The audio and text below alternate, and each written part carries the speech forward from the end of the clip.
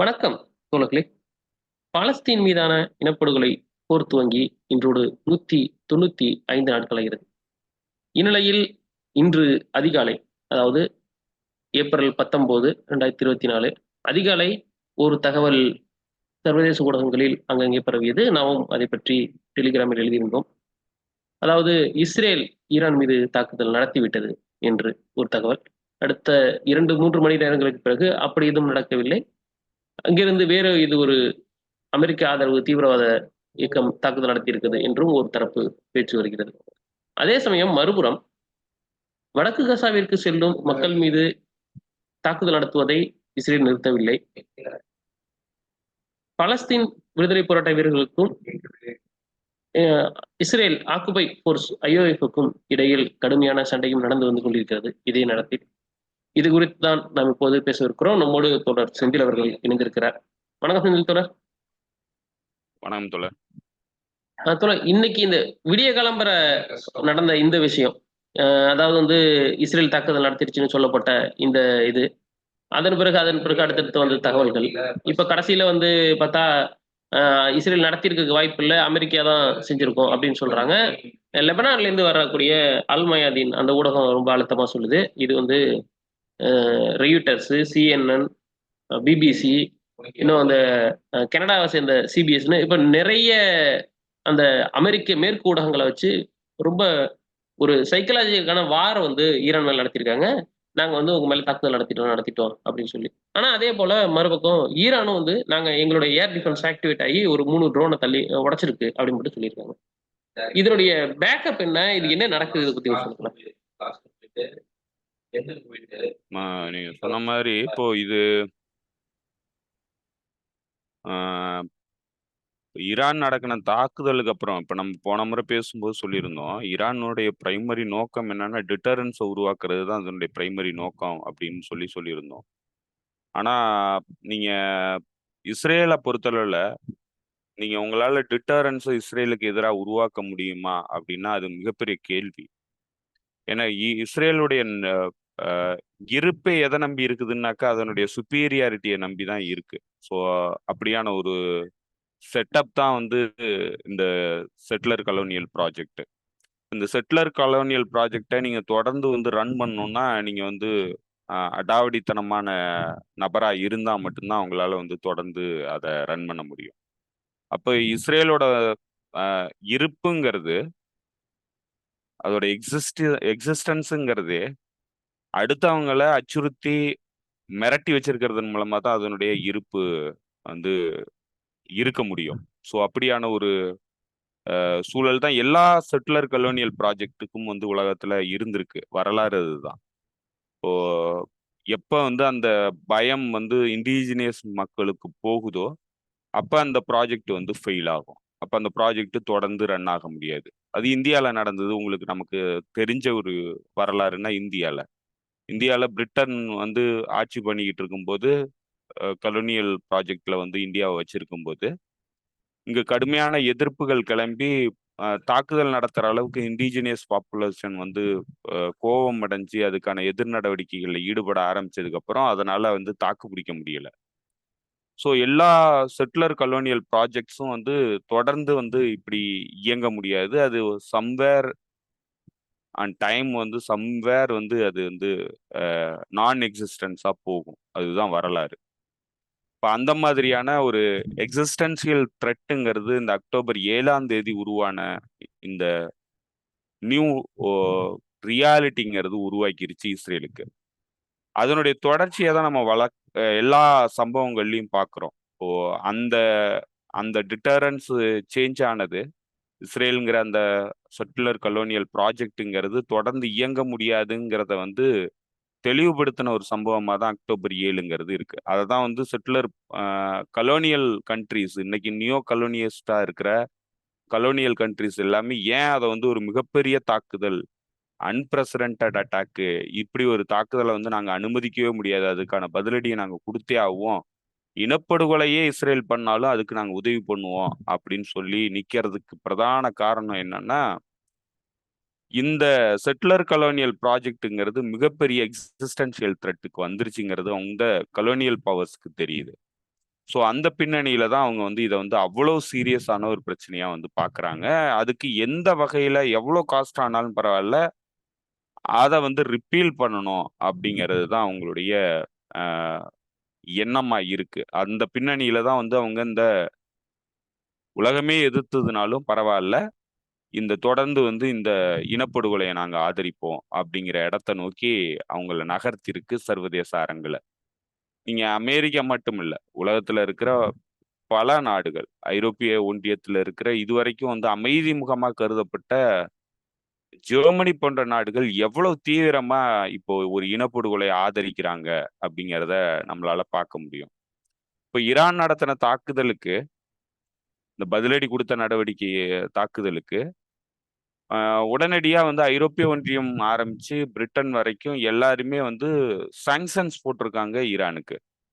அவங்களுடைய military personals வந்து வர்றதுக்கான தடை விதிச்சிருக்கிறாங்க. மிலிட்ரி, அதாவது டிஃபென்ஸ் மினிஸ்டர், ஈரானுடைய டிஃபென்ஸ் மினிஸ்டர் பிரிட்டனுக்குள்ள போக முடியாத அளவுக்கு வந்து தடை விதிச்சிருக்கிறாங்க. ஸோ இவ்வளவு தீவிரமா வந்து அவங்க இயங்குறாங்கன்னா அந்த அளவுக்கு அச்சுறுத்தலை வந்து அவங்க எதிர்கொண்டிருக்கிறாங்க. இந்த இண்டிஜினியஸ் பாப்புலேஷன்ங்கிறது எதிர்த்து நிக்க ஆரம்பிச்சிருச்சு.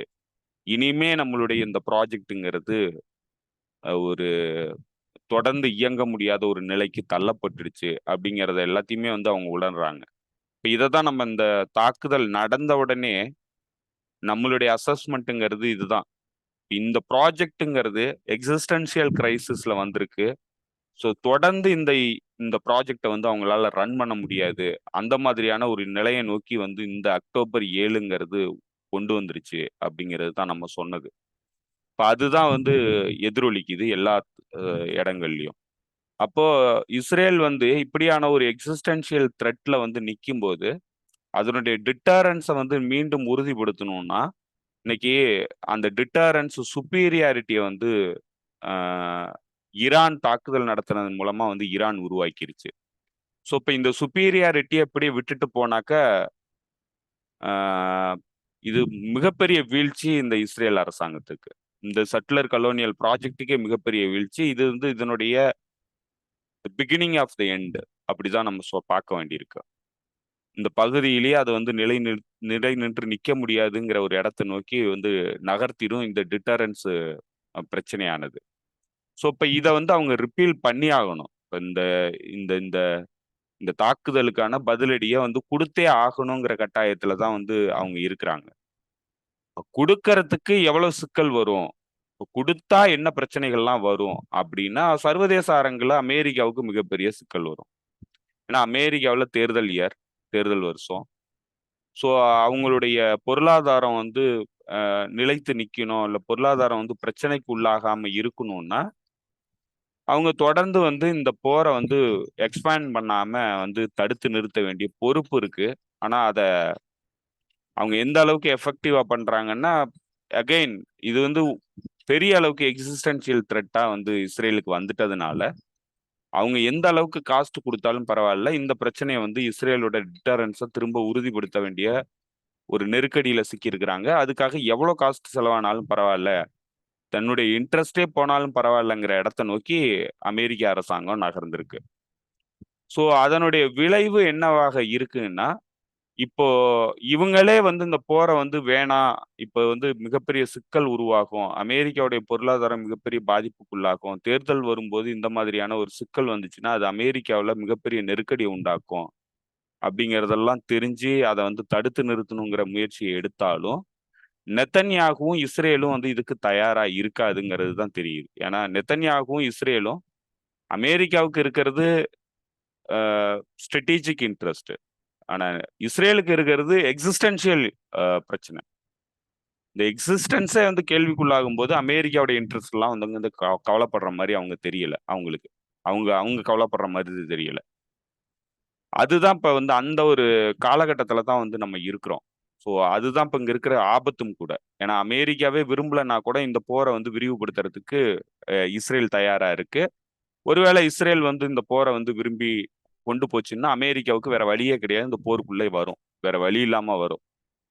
அதுக்கு இன்ட்ரெஸ்ட் இருக்கு இல்லைங்கிறதெல்லாம் அடுத்த விஷயம். அதனுடைய பர்சனல் ஸ்ட்ராட்டஜிக் இன்ட்ரெஸ்ட்ல வந்து அது ஒர்க் பண்ணுங்கிற அவசியம் கிடையாது. ஏன்னா இது ஒரு சட்லர் கலோனியல் ப்ராஜெக்ட். அது வந்து எண்டுக்கு வர்றதுங்கிறது அமெரிக்காவுக்கு மிகப்பெரிய இழப்பு. அது மேற்கத்திய நாடுகளுக்கும் மிகப்பெரிய இழப்பு. ஸோ இப்ப அந்த பின்னணியில தான் இவங்க வந்து எந்த அளவுக்கு காஸ்ட் கொடுத்தாலும் பரவாயில்ல, இந்த இந்த டிட்டரன்ஸை வந்து திரும்ப உறுதிப்படுத்தணும் இஸ்ரேலுங்கிற நாட்டுக்கு அப்படிங்கிறத அவங்க முழு மூச்சா கையில் எடுத்து செயல்படுறாங்க. இப்ப சர்வதேச அரங்குல மேற்குலக நாடுகள் முழுமையாவே தனிமைப்பட்டிருக்கிறாங்க குளோபல் சவுத்துக்கிட்ட இருந்து. இப்போ குளோபல் சவுத்தை வந்து அவங்களுடைய கட்டுப்பாட்டுல வச்சிருக்க முடியல. இதெல்லாம் வந்து ஸ்ட்ராட்டஜிக் ஃபெயிலியர். இன்டர்நேஷனல் பொலிட்டிக்ஸ்ல வந்து மிகப்பெரிய ஸ்ட்ராட்டஜிக் ஃபெயிலியர். பட் ஆனா இதையெல்லாம் விட அவங்களுக்கு எது இம்பார்ட்டண்டா இருக்குன்னாக்கா இஸ்ரேலுடைய எக்ஸிஸ்டன்ஸ் இம்பார்ட்டண்டா இருக்கு. அதுக்கு காரணம் நம்ம ஏற்கனவே சொன்னதுதான். இந்த செட்டிலர் கலோனியல் ப்ராஜெக்ட்ங்கிறது நிலையா நிக்கணுங்கிறது தான் அவங்களுடைய நிலைப்பாடு. இப்ப இந்த அரபுலக நாடுகள் அதை எதிர்க்க தயாரா இருக்கு, அதை வந்து அழிக்க தயாரா இருக்கு அப்படிங்கிற ஒரு நிலை வந்துச்சுன்னா எவ்வளவு எல்லைக்கு வேணாலும் போய் அதுக்கு எதிராக வந்து அவங்க செயல்படுவாங்க. இப்போ ஈரான் உருவாக்குன அந்த ஸ்ட்ராட்டஜி, அதாவது டிட்டரன்ஸ் சுப்பீரியாரிட்டிங்கிறது மிகப்பெரிய அளவுக்கு இவங்களுடைய எதிர் நடவடிக்கைகளை கேள்விக்குள்ள தள்ளிடுச்சு. ஏன்னா ஒரு தாக்குதல் நடத்துனீங்கன்னா அதுக்கான பதிலடி என்னவா இருக்கும் அப்படிங்கிறத ஈரான் வந்து தெளிவுபடுத்திருச்சு. அப்போ அந்த இடத்துல அதுதான் வந்து அதோட டிட்டரன்ஸ் ஸ்ட்ராட்டஜியா வந்து அது வச்சிருக்கு. இப்ப நீங்க தாக்குதல் நடத்தினாக்க என்ன நடத்துவேன் நானு அப்படிங்கிறத அது உலகத்துக்கு தெளிவுபடுத்தியிருக்கு, இஸ்ரேல் அரசாங்கத்துக்கு தெளிவுபடுத்திருச்சு. இப்ப அமெரிக்கா வந்து இதையும் பார்க்கணும். அட் த சேம் டைம் இஸ்ரேலோட டிட்டரன்ஸை திரும்ப உறுதிப்படுத்தணும். அப்ப இது ரெண்டுக்கு நடுவுல வந்து சிக்கியிருக்கு. இப்போ இன்னும் சொல்ல போனா இஸ்ரேலுக்கும் அமெரிக்காவுக்கும் இருக்கிற ஆப்ஷன்ஸே பாத்தீங்கன்னாக்க bad option, worst option, worse option, worst option இதுதான் இருக்கு. எதுவுமே இதுல இருந்து நல்ல முடிவுகளை வந்து அவங்களால எடுக்க கூடிய சூழ்நிலையில அவங்க இல்ல. எல்லாமே ஒண்ணு கேவலமான முடிவுகள் எடுக்கணும், இல்லைன்னா ரொம்ப கேவலமான முடிவுகள் எடுக்கணும். இப்ப அந்த கேவலமான முடிவுகள் என்ன மாதிரியான கேவலமான முடிவுகள் அவங்க ஸ்ட்ராட்டஜிக்கலி எடுக்க போறாங்கங்கிறது தான் நம்ம பார்க்க வேண்டியிருக்கு. அந்த பின்னணியில நம்ம பார்த்தோம்னா இஸ்ரேலுடைய இன்ட்ரெஸ்ட்ங்கிறது மிக அவசியமானது இஸ்ரேலை பொறுத்தளவுல. ஏன்னா அது எக்ஸிஸ்டென்ஷியல் த்ரெட்ல சிக்கிருச்சு. அமெரிக்காவுக்கு தேர்தல் வந்ததுனாலும் இஸ்ரேலுங்கிற என்டிட்டியை காப்பாற்றணும். உலக நாடுகளுக்கும், அதாவது குறிப்பா மேற்குலக நாடுகளுக்கும் அதே இன்ட்ரெஸ்ட் தான். இது வந்து ஒரு பிரசிடென்டா செட் ஆயிடுச்சுன்னா அவங்களுக்கு மரியாதை உலகத்துல இருக்காது. ஸோ இப்படி பல்வேறு பேட் ஆப்ஷன்ஸ்ல வந்து அவங்க சிக்கி இருக்கிறாங்க. அதனால இஸ்ரேல் எந்த வழியில போகணுதுனாலும் அதுக்கு தோல் கொடுக்கறதுக்கு அவங்க தயாரா இருக்கிறாங்க. அதுதான் பண்ண வேண்டிய சூழ்நிலையிலும் தள்ளப்பட்டிருக்கிறாங்க. இப்போ அந்த பின்னணியில பார்த்தா இன்னைக்கு தாக்குதல் இஸ்ரேல் நடத்துனுச்சா நடத்தலையாங்கிறது இன்னும் உறுதிப்படுத்த முடியல.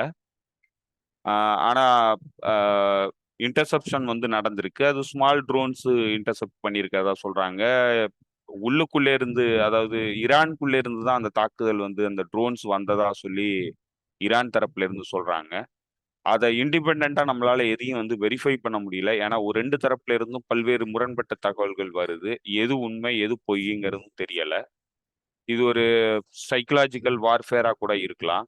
அதையும் நம்மளால மறுக்க முடியாது. அதே நேரத்துல எதையுமே நம்ம உறுதிப்படுத்தக்கூடிய சூழ்நிலையும் இல்ல. ஸோ இப்ப இதுதான் இப்ப இங்க இருக்கிற ஆஹ் ஆஹ் அதாவது இந்த தாக்குதலை பொறுத்தளவுல நமக்கு கிடைச்சிருக்கிற தகவல். ஆனா பர்சனலி நான் என்ன ஃபீல் பண்றேன்னா இஸ்ரேல் வந்து இதுக்கு ரிட்டலிட்டரி ஸ்ட்ரைக் பண்ணாம நிறுத்தாது. ஏன்னா அதனுடைய எக்ஸிஸ்டன்ஸ் இதுல கேள்விக்கு வந்துருச்சு. அது ஒரு வேளைய ரிட்டலிட்டரி ஸ்ட்ரைக் பண்ணுச்சுன்னா அதற்கு அமெரிக்க மேற்குலக நாடுகள் நேரடியா உதவி பண்ணலனாலும் ஆதரவா தான் இருப்பாங்க. அதுக்கு எதிரா ஒரு காலமும் அவங்க போறது இல்லை, கைவிடவும் மாட்டாங்க இஸ்ரேல் அரசாங்கம். ஈரானை பொறுத்தளவுல அதுக்கு எதிரான அந்த ரிட்டலிட்டரி ஸ்ட்ரைக் நடந்ததுன்னா அதனுடைய நிலைப்பாடுங்கிறது அது ஏற்கனவே தெளிவுபடுத்திருச்சு. இமீடியட்டான தாக்குதல் வந்து ஈரான் நடத்தும். இது ஒரு பெரிய போரா விரிவடைகிறதுக்கான எல்லா பாசிபிலிட்டியையும் உருவாகுது. இப்போ இந்த ஒரு ஒரு கிராஸ் ரோட்ல தான் வந்து இப்போ உலகம் வந்து நிக்கிது. இது வந்து பெரிய அளவுக்கு உலகத்துல பொருளாதார பிரச்சனைகளை வந்து உருவாக்கக்கூடிய ஒரு சூழ்நிலையை வந்து கொண்டு வந்திருக்கு. அதே நேரத்துல இதை தவிர்க்கிறதுக்கான சூழ்நிலை இப்போ உலகத்துல இல்ல. அதுதான் இப்ப இங்க இருக்கிற மிகப்பெரிய சிக்கல். இப்ப இதை யாராலையும் தடுக்க முடியாதுங்கிற ஒரு நிலையை நோக்கி நகர்ந்துருச்சு. என்னுடைய பர்சனல் ஒப்பீனியன், இஸ்ரேலுங்கிறது தாக்குதலை நிறுத்தாது, கண்டிப்பா தாக்குதல் நடத்தும். ஏன்னா இப்ப அவங்கள்ட்ட இருக்கிறதே bad option, worse option, worst option. இப்ப அதுல கண்டிப்பா அவங்க ஒஸ்ட் ஆப்ஷனை தான் சூஸ் பண்ணுவாங்க. ஏன்னா அந்த ஹியூப்ரஸ்ல தான் அவங்களுடைய எக்ஸிஸ்டன்ஸே இருக்கு. ஹியூப்ரஸ்னா அவங்களுடைய அந்த அகம்பாவத்துல தான் அவங்களுடைய எக்ஸிஸ்டன்ஸே இந்த பகுதியில நிலை கொண்டிருக்கு. அப்ப அந்த அகம்பாவத்தை கையில எடுத்தா மட்டும்தான் அவங்களுடைய எக்ஸிஸ்டன்ஸை அவங்களால உறுதிப்படுத்த முடியும். கண்டிப்பா அந்த அகம்பாவத்தை தான் அவங்க கையில எடுக்க போறாங்க. அது அமெரிக்கா அதுக்கு கூடவே உதவி பண்றதுக்கும் தயங்காது. ஏன்னா அதுவும் வந்து இந்த அகம்பாவத்தை தான் இந்த பகுதியுடைய ஸ்ட்ராட்டஜியாவே வச்சிருக்கு. அது எதையும் விட்டு கொடுத்து ஸ்ட்ராட்டஜியை வந்து உருவாக்கல. அகம்பாவத்தை தான் வந்து ஸ்ட்ராட்டஜியா வச்சிருக்கு. தன்னை விட மற்றவங்க எல்லாம் வந்து கீழானவர்கள் அப்படிங்கிற ஒரு நிலைப்பாட்டில தான் ஒட்டுமொத்த மேற்குலக நாடுகளும் வந்து இருக்கிறாங்க. அதுவும் குறிப்பா வந்து பிரவுன் பீப்புள், பிளாக் பீப்புள் இவங்களுக்கெல்லாம் நமக்கு ஈக்குவலான உரிமை கிடையாதுங்கிறது தான் அவங்களுடைய டிஎன்ஏவில் இருக்கு. அந்த ரேசிசம் தான் வந்து அவங்களுடைய டிஎன்ஏல இருக்கு. அதுதான் அந்த கலோனியல் மைண்ட் செட். ஸோ இப்போ இந்த கலோனியல் மைண்ட் செட்ல இருந்து அவங்க வெளியில வர்றதுக்கு தயாரா இல்ல. நியூ ரியாலிட்டியை வந்து அவங்க கோப்பப் பண்றதுக்கு தயாரா இல்ல. அதுக்கு தகுந்த மாதிரியான வைஸ் ஸ்ட்ராட்டஜி வந்து அவங்க மேக் பண்றதுக்கு தயாரா இல்ல. கலோனியல் ரெமினன்ஸ்ல தான் வந்து அவங்களுடைய ஸ்ட்ராட்டஜி வந்து வடிவமைக்கப்படுது. அது தோல்வியில தான் முடியும் அப்படிங்கிறதும் உறுதி. இப்ப ஈரானுக்கு எதிரான தாக்குதல் நடவடிக்கைக்கு இஸ்ரேல் போச்சு. இஸ்ரேல் கூட இவங்களும் சேர்ந்து போனாங்கன்னா, உலகத்துக்கு மிகப்பெரிய பொருளாதார சீரழிவு ஏற்படுங்கிறது உறுதி. அதே நேரத்துல இவங்களால ஈரானை வந்து தாக்கு பிடிக்க முடியாது. ஈரான் வந்து கடுமையான விளைவுகளை உங்களுக்கு ஏற்படுத்தும். அது வந்து இவங்களுடைய முடிவா தான் இருக்கும் இந்த பகுதியை பொறுத்தளவுல.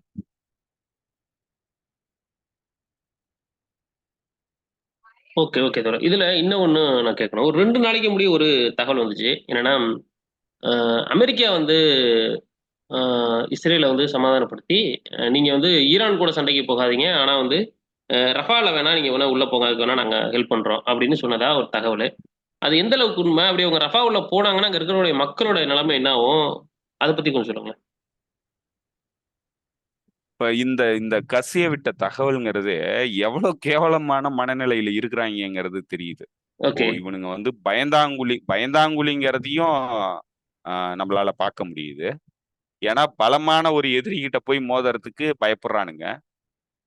ஒரு எதுவுமே ஆதரவு இல்லாத, ஆயுதம் இல்லாத மக்கள கொல்றத வந்து பெரிய வெற்றியா அவனுங்க பார்க்குறானுங்க. இவனுங்க ஈரானுடைய தாக்குதல்ங்கிறது வெற்றி இல்ல, அது தோல்வி.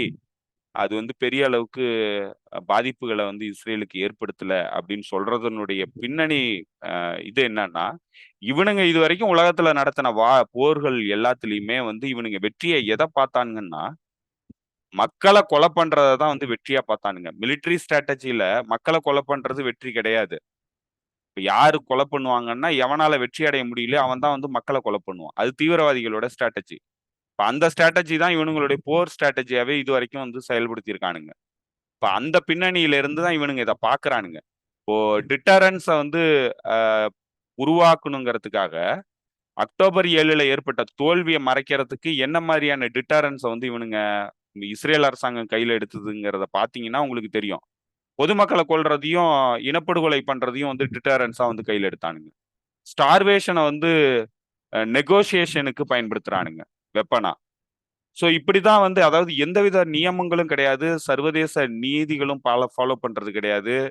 உலகத்துல வந்து எது மிலிட்டரி ஸ்ட்ராட்டஜி, எது வந்து தீவிரவாதம்ங்கிற வித்தியாசம் கிடையாது. இவனுங்க எல்லாருமே தீவிரவாதிமா தான் வந்து ஒட்டுமொத்தமாவே இயங்குறானுங்க. இப்ப அந்த பின்னணியில தான் இவனுங்க சொல்றானுங்க, இது வந்து பெரிய அளவுக்கு பாதிப்புகளை ஏற்படுத்தலன்ட்டு. ஆனா இவனுங்களுடைய பேஸ்ல மிக முக்கியமான மிலிட்டரி பேஸ் முழுக்க வந்து இவங்க தாக்குதல் நடத்தி இருக்கிறாங்க. அந்த தாக்குதல்ல அதாவது ஈரான் நடத்தின தாக்குதல்ல அது மிகப்பெரிய மிலிட்டரி டிஃபீட். இவனுங்களால தடுத்து நிறுத்த முடியல. ஆனா பொதுமக்களை கொல்லலைங்கிறத வந்து தோல்வியா சொல்றானுங்க. இப்ப பொதுமக்களை ஈரான் வந்து கொன்னு இருந்ததுன்னா இவனுங்க வெற்றியா பார்ப்பானுங்க.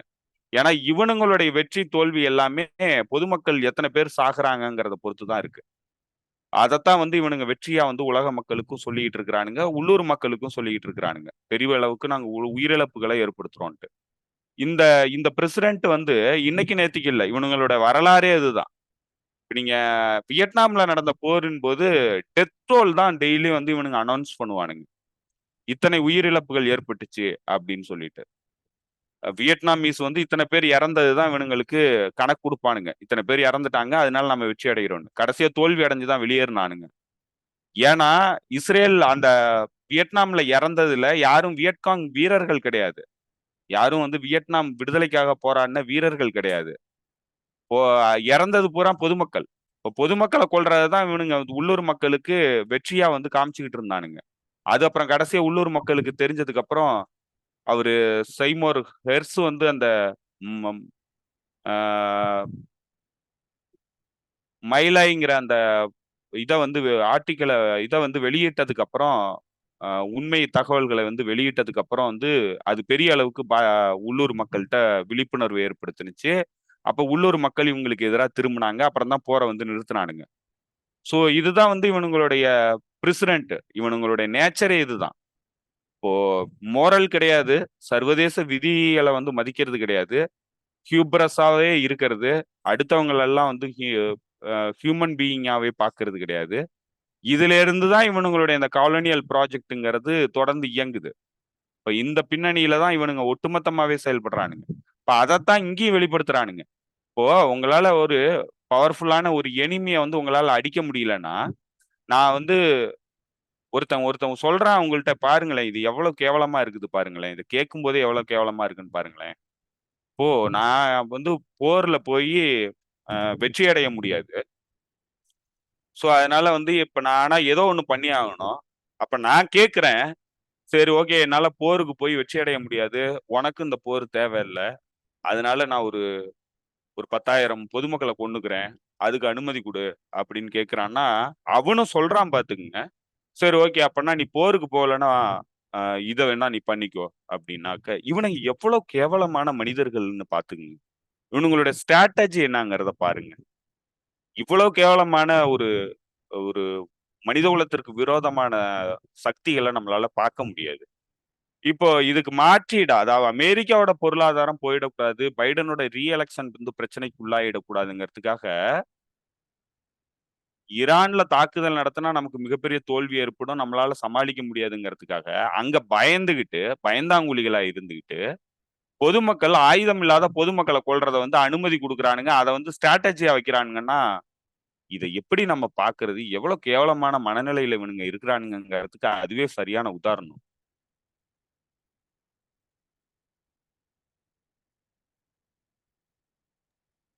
புரியுது புரியுது தோழர். இதுல வந்து நான் இன்னொன்னையும் சேர்த்து கேட்க வேண்டியிருக்கு.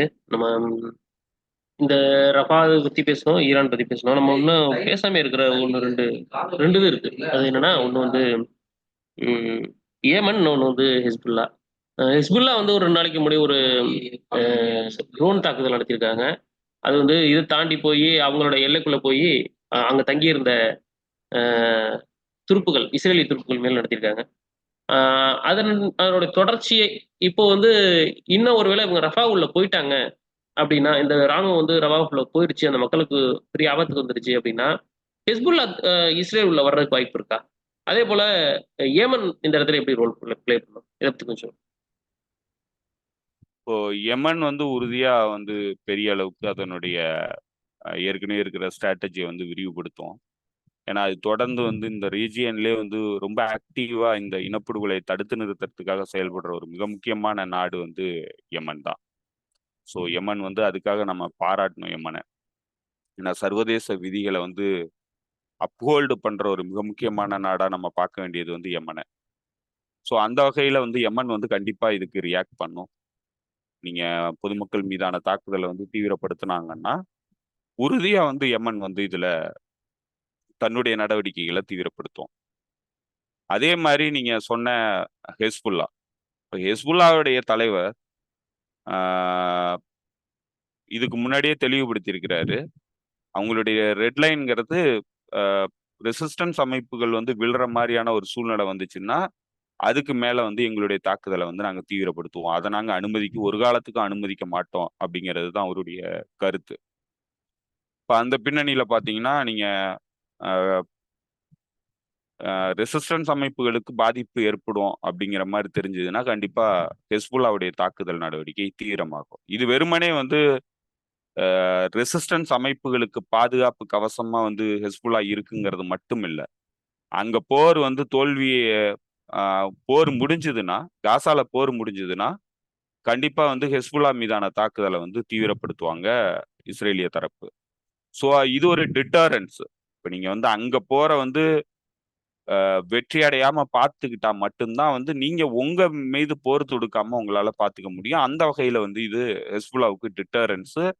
இது பியூர்லி வந்து லெபனீஸ் மக்களுக்கு ப்ரொடெக்ஷன் கொடுக்கறதுக்காக நடத்துற ஒரு ஸ்ட்ராட்டஜி. இப்போ அதே மாதிரி ரஃபாக்குள்ள போனாங்கன்னா ஆல்ரெடி பாயிலிங் பாயிண்ட்ல இருக்கிற வெஸ்ட் பேங்க் மிகப்பெரிய அளவுக்கு எரப்ட் ஆகும். அதே மாதிரி அந்த அரபுலக நாடுகள்ல ஏற்கனவே கணிஞ்சுக்கிட்டு இருக்கிற அந்த நெருப்பு வந்து வெடிக்க ஆரம்பிக்கும். மிகப்பெரிய மனித பேரவெல்லாம் நடக்கும். ஸோ அது வந்து நம்ம எந்த வகையிலையும் வந்து தடுக்க முடியாது. மிகப்பெரிய மனித பேரவெல்லாம் நடக்கும். இந்த ஹிப்போக்ரைட்ஸ், மேற்கத்திய ஹிப்போக்ரைட்ஸ் வந்து பெரிய அளவுக்கு இன்னும் எக்ஸ்போஸ் ஆவானுங்க. அவங்களுக்கு இன்னும் ஆப்ஷன்ஸ் வந்து குறைஞ்சிக்கிட்டே வரும். உலக அரங்குல அவங்க வந்து வெளிப்பட்டு நிக்கிறதுங்கிறது இதுக்கு மேல வந்து அவனுங்களால தடுக்க முடியாத ஒரு சூழ்நிலையை நோக்கி நகரும். இப்போ சர்வதேச அரங்குல நெருக்கடிகள் வந்து இஸ்ரேல் அரசுக்கு எதிராக வந்து அதிகரிக்கும். இப்போ சில சேன் ஃபிகர்ஸ் உலக இதுல உலக அரசியல்ல சில சேன் ஃபிகர்ஸ் இருக்கிறாங்க. அதாவது நல்ல ஒரு சிந்தனை பூர்வமான தலைவர்கள் இருக்கிறாங்க. குறிப்பா ஐரோப்பிய ஒன்றிய நாடுகள்லயே சில நாடுகள்ல வந்து நல்ல தலைவர்கள் இருக்கிறாங்க. அவங்க எல்லாருமே வந்து அவங்களுடைய கரிசனையை வந்து தீவிரப்படுத்த ஆரம்பிப்பாங்க. இஸ்ரேலுக்கு எதிராக பேச ஆரம்பிப்பாங்க. இஸ்ரேலுக்கு எதிராக நடவடிக்கைகள்லையும் இறங்க ஆரம்பிப்பாங்க. ஸோ இப்போ இது ஒட்டுமொத்தமாவே வந்து நியூ சினாரியோ வந்து உருவாக்கும். ரெண்டாவது இந்த இடத்துல தான் இப்போ இந்த ரஃபாக்குள்ள நாங்க போறோம்னு சொல்லிக்கிட்டு இருந்ததனுடைய விளைவு தான் இப்போ ஈரானுடைய தாக்குதல். இப்போ ஈரான் வந்து பல வகையில நம்ம போன முறை பேசும்போது சொல்லியிருந்தோம். பல வகையில வந்து டிட்டரன்ஸை நாட் ஒன்லி ஃபார் ஈரான், ஒட்டுமொத்தமான ஆக்சஸ் ஆஃப் ரெசிஸ்டன்ஸ்க்கு டிட்டரன்ஸை ஈரான் வந்து உருவாக்கி இருக்கு அப்படின்ட்டு. அதுல ஒரு டிட்டரன்ஸ் பாலிசி தான் வந்து இதை தடுக்கிறதுக்கான ஒரு நடவடிக்கை. ஏன்னா இப்ப ஈரான் தாக்குதல் நடத்தினதுக்கு அப்புறம் தான் வந்து ரஃபா பத்தி பேசுறதை இவனுங்க குறைச்சானுங்க. இப்ப மறுபடி வந்து இந்த காவர்ட்ஸ் வந்து இவனுங்களால ஈரான் கூட சண்டை போட முடியலங்கிறதுக்காக வந்து மக்களை கொல்லுவேன் அப்படிங்கிறத வந்து ஈரானை வந்து டிஸ் பண்றதுக்காக சொல்றானுங்க. இப்ப ஈரான் கண்டிப்பா இதுக்கு பதிலடி நடவடிக்கையில இறங்குறதுக்கான வாய்ப்பும் இருக்கு. ரெண்டாவது இவனுங்க ஒட்டுமொத்தமாவே காசால, ஏன்னா இஸ்ரேலிய பத்திரிகை ஹாரட்ஸே வந்து போன வாரத்துல எழுதியிருக்கு, வால் ஸ்ட்ரீட் ஜேர்னல் வந்து எழுதியிருக்கு, ஒரு கம்ப்ளீட் ஃபெயிலியர், கம்ப்ளீட் டிஃபீட் தான் வந்து இஸ்ரேல் ஆர்மிக்கு ஏற்பட்டிருக்கு இந்த பகுதியில அப்படிங்கிறத வந்து அவங்க அக்னாலேஜ் பண்றாங்க. இஸ்ரேல்ல இருந்து வர்ற ஊடகமே வந்து அதை அக்னாலேஜ் பண்ணுது. ஒட்டுமொத்தமா டிஃபீட் ஆயிருக்கிறாங்க. ஒட்டுமொத்தமா காசால இருக்கிற ரெசிஸ்டன்ஸ் அமைப்புகளை உங்களால எதுவுமே பண்ண முடியல. அவங்களுடைய டனல் நெட்வொர்க்கை எதுவுமே பண்ண முடியல. இப்ப இதெல்லாம் பண்ணிட்டு கடைசியா வந்து ரஃபாக்குள்ள போய் இவங்களால மிலிட்ரியில எந்த வெற்றியையும் பெற முடியுமானா எந்த வெற்றியையும் பெற முடியாது. இவனுங்களால மிலிட்ரியில வெற்றி பெற முடியாதுங்கிறது இவனுங்களுக்கு தெரியும். மக்களை கொல்றதை வெற்றியா காட்டுறானுங்க உலகத்துக்கு. இப்ப அதைத்தான் வந்து இந்த இந்த ஏற்கனவே பேசும்போது சொன்னது. இப்போ இவனுங்களுக்கு ஒரு எதிர்த்து நின்று சண்டை போடக்கூடியவன்கள்ட்ட போய் சண்டை போடுறதுக்கான தைரியம் கிடையாது, கோழைகள். அதே நேரத்துல எதுவுமே இல்லாத மக்களை வந்து கொன்னுட்டு அதை வந்து தன்னுடைய வெற்றியா வந்து பறைசாற்றிப்பானுங்க. இப்போ அக்டோபர் 7ஆம் தேதி நடந்த தாக்குதலுக்கு பதிலடி கொடுக்கணும்னா நேரடியா போய் ஹமாஸ் கூட சண்டை போட்டிருக்கலாம். அதெல்லாம் பண்ணல. உணவுப் பொருட்களை தடை பண்ணானுங்க. அந்த பொதுமக்களை வந்து இங்க ஒரு பகுதியிலேருந்து வெளில போகணும்னானுங்க. கடைசியா அந்த பகுதியிலையும் குண்டை போட்டானுங்க. இப்படி உலகம் முழுக்க வந்து இவனுங்க அந்த காசா ஸ்ட்ரிப் முழுக்க இருந்த பொதுமக்கள், குடும்பங்கள், கட்டடங்கள், சிவில் இன்ஃப்ராஸ்ட்ரக்சர் எல்லாத்தையும் அழிச்சானுங்க. இதெல்லாம் அழிச்சு கடைசியா இவனுங்க என்ன மாதிரி அதை வந்து மாத்தினானுங்கன்னா இவனுங்களுடைய தோல்வியை மறைக்கிறதுக்காக இவனுங்க ஏதோ பிளான் பண்ணி இது எல்லாத்தையும் நாங்க மனசுல வச்சிருந்தோம், இப்ப அதுக்கான சரியான வாய்ப்பு கிடைச்சிருச்சு, அக்டோபர் 7ங்கிறது அந்த வாய்ப்பை உருவாக்கிருச்சு அப்படின்னு சொல்லி உலகத்துக்கு ஏமாத்துறானுங்க. ஏன்னா உண்மையாவே இவனுங்க வந்து இன்டெலிஜென்ஸ் ஃபெயிலியரு இவனுங்களுக்கு நடந்தது, மிலிட்ரி ஃபெயிலியரு, ஒட்டுமொத்தமா இந்த என்டிட்டி வந்து ஃபெயில் ஆயிருக்குது அக்டோபர் 7ஆம் தேதி. இப்ப அதை மறைக்கிறதுக்கு இவனுங்களுடைய தோல்வியை வந்து வெற்றியா பறைசாற்றணுங்கிறதுக்காக ஒரு இனப்படுகொலை பண்ணியிருக்கிறானுங்க. அதனால இப்ப சர்வதேச அரங்குல இவனுக்கு தனிமைப்பட்டு இருக்கிறானுங்க. இப்ப இவனுங்களுடைய ப்ராஜெக்டே வந்து பெரிய அளவுக்கு சர்வை பண்ண முடியுமாங்கிற இடத்த நோக்கி நகர்ந்துருக்கிறானுங்க. இந்த ஸ்டேட் வந்து எக்ஸிஸ்ட் ஆகி நிக்குமா அப்படிங்கிறத வந்து கேள்வியை வந்து உருவாக்கி இருக்கிறானுங்க. இது எல்லாத்துக்குமே அடிப்படையான காரணம் இவனுங்களுடைய தோல்வியை ஒத்துக்காம அந்த தோல்வியை மறைக்கிறதுக்காக இவனுங்க நடத்தின இந்த இனப்படுகொலை கேம்பெயின் தான். அந்த இனப்படுகொலைய கேம்பெயினை வந்து பிரதானப்படுத்தி அதையே வந்து தன்னுடைய வெற்றியா நிலைநிறுத்திக்கணுங்கிறது தான் இவனுங்களுடைய நோக்கமா வந்து செயல்பட்டு இருக்கானுங்க. இப்ப அதை தான் வந்து இவனுங்க எல்லா தரப்புலையும் வந்து உருவாக்குறானுங்க. இப்ப அதைத்தான் வந்து இப்போ இங்க ரஃபாக்குள்ளேயும் நடத்த போறதா இவனுங்க சொல்றானுங்க. ஆனா கண்டிப்பா இது வந்து மிகப்பெரிய விளைவுகளை ஏற்படுத்தும். இவனுங்க வந்து அதுலயும் தோல்வியை தான் அடைவானுங்க. ரெசிஸ்டன்ஸ் அமைப்புகளை இவனுங்களால எதுவும் பண்ண முடிய போறது இல்ல. ஏன்னா இவனுங்களுடைய ராணுவம் வந்து அங்க போய் என்ன மாதிரி அடி வாங்கினாங்கிறது தெரியும். அவங்களுடைய டனல் நெட்வொர்க்குங்கிறது இன்னும் வந்து இன்டாக்டா தான் இருக்கு. தாக்குதல்ங்கிறது தொடர்ந்து நடந்துகிட்டு தான் இருக்கு. இவனுங்களால அந்த ரெசிஸ்டன்ஸ் அமைப்புகளை ஹேண்டில் பண்ணவே முடியல, சமாளிக்க முடியல. அதனாலதான் எல்லா துருப்புகளையும் வெளியேற்றி இருக்கிறானுங்க. இப்ப ரஃபாக்குள்ள போயிட்டு அதை ஏதோ ஒரு வெற்றியா வந்து இவனுங்க காட்டுறதுக்காக முயற்சி பண்றானுங்க. அதுல பெரிய அளவுக்கு உயிரிழப்புகளை வந்து பாலஸ்தீன் மக்கள் வந்து சந்திப்பாங்க. அது மிகப்பெரிய கெட்டாஸ்ட்ராபிக் ஈவெண்ட்டா தான் போகும். ஆனா எல்லாரும் வேடிக்கை தான் பார்க்க போறானுங்க. ஏன்னா அரபுலக நாடுகள்லயே வந்து துரோகிகள் தான் பெரும்பாலும் இருக்கிறானுங்க. ஸோ அதனால இதை வந்து தடுக்கிறதுங்கிறது மிகப்பெரிய சிக்கல் தான். இந்த ரெசிஸ்டன்ஸ் அமைப்புகள் ஏதாவது முயற்சி பண்ணா ஓரளவுக்கு இந்த இந்த தாக்குதலை வந்து குறைக்க முடியறதுக்கான வாய்ப்பு இருக்கே தவிர, மற்றபடி வந்து இவனுங்க தாக்குதல் நடத்தினானுங்கன்னா பெரிய அளவுக்கு உயிரிழப்புகளை இன்ஃபிளிக்ட் பண்ணுவானுங்க. அதுதான் இருக்கிற சூழல் தோழர். ஓகே, ஓகே தோழர். புரியுது. பார்க்கலாம். ஏன்னா அந்த தகவல் நான் 2 நாளைக்கு முன்னாடி கேட்ட அந்த தகவல் எனக்கு ரொம்ப அதிர்ச்சியா இருந்துச்சு. ஏன்னா வந்து ஈரானை நீங்க வந்து தொடாதீங்க. ஆனா உங்களுக்காக நாங்க வந்து இதை விட்டு கொடுத்துறோம். நீங்க உள்ள போங்க, ரஃபாக்குள்ள போங்க அப்படின்னு கேட்டது அப்பயே எனக்கு ரொம்ப அதிர்ச்சியா இருந்துச்சு. நம்ம அப்ப பேசியிருக்க வேண்டியதை இப்ப பேச முடியல. அதன் பிறகு இன்றைக்கு காலையில் நடந்த தகவலையும் சேர்த்து பேசணும்னு சொல்லிட்டு தான் அதுக்கு நேரம் ஒதுக்கப்பட்டுச்சு. உங்க நேரத்துக்கு மிக்க நன்றி செந்தில் தோழர். தோழர்களுக்கு உங்களுக்கு வேற ஏதாவது சொல்லணுமா? இல்ல வேற எதுவும் இல்ல தோழர். தோழர்களுக்கும் நன்றி, உங்களுக்கு நன்றி. ஓகே தோழர். மிக்க நன்றி தோழர்களை. மீண்டும் சந்திப்போம். நன்றி வணக்கம்.